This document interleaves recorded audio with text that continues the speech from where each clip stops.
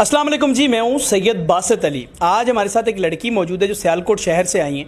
इनका अपना स्पोर्ट्स का काम है और ये रिश्ते के हवाले से क्यों आई हैं सब इनसे जानते हैं। अस्सलाम वालेकुम। वालेकुम अस्सलाम। क्या हाल है आपका? ठीक हूँ मैं।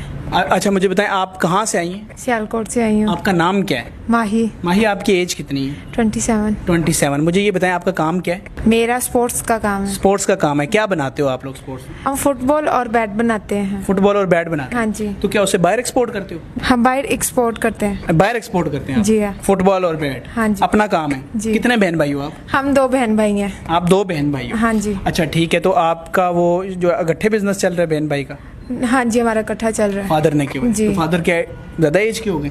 नहीं, फादर कहते हैं कि आप लोग अब खुद संभालो। मैं आप लोगों को करके दिया ना, तो आप खुद मैनेज करो सारा कुछ। ठीक है। तो अब आपने निकाह ऐप को ज्वाइन किया? जी मैंने किया। आप मुतमईन हैं कि इस पर रिश्ते हो सकते हैं बहुत से लोगों के? हाँ जी, हो सकते हैं, मैंने देखा